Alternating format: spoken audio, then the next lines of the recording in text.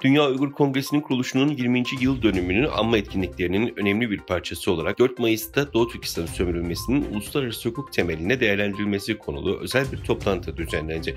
Dünya Uygur Kongresi İcra Komitesi Başkanı Ömer Kanat, katılımcılara bu konu hakkında kısa bir açıklama yaptı. Onun açıklamasına göre Çin hükümeti Doğu Türkistan'ı işgal ettiği 1949'dan bu yana Uygurları yok etmeye yönelik çeşitli politikalar uyguluyor. Dolayısıyla Uygur sorunu sadece bir insan hakları sorunu değil, aynı zamanda uluslararası sorun.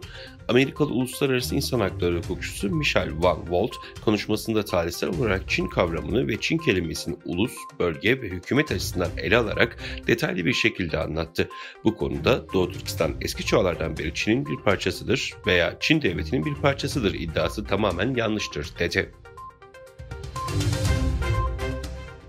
Cuma günü Fransa'daki Uygurlar Çin lideri Xi Jinping'in gelecek hafta Başkan Emmanuel Macron'u ziyaret edecek olmasını tokat olarak nitelendirdi. Xi'nin pazartesi ve salı günleri arasında Fransa'ya resmi ziyaret gerçekleştirmesi bekleniyor.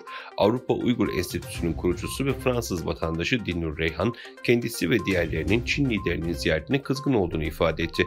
Reyhan, Xi Jinping'i Uygur halkının celladı olarak tanımlayarak bu özellikle Fransa'daki Uygurlar için Başkan Macron'un bize bir tokat atması anlamına geliyor şeklinde konuştu.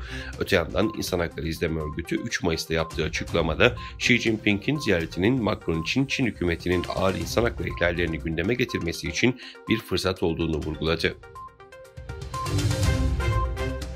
Çin, eski Filipinler Devlet Başkanı'nın Pekin yönetimiyle Güney Çin Denizi'nde egemenlik ihtilafına konu olan bölgelere dair vardığı iddia edilen mutabakatın detaylarını açıkladı.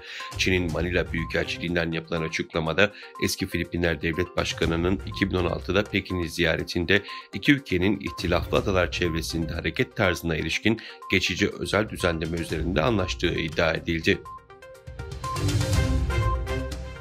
Kırgızistan Dışişleri Bakanlığı vatandaşları Rusya sınırında yoğun kontroller konusunda uyardı. Tavsiyeler insan hakları aktivistlerinin Rusya'da bir konser salonunda 144 kişinin ölümüne ve yüzlercesinin yaralanmasına yol açan silahlı saldırının ardından Orta Asya ülkeleri vatandaşlarına yönelik yabancı düşmanlığının arttığına dair raporları sonrasında yayınlandı.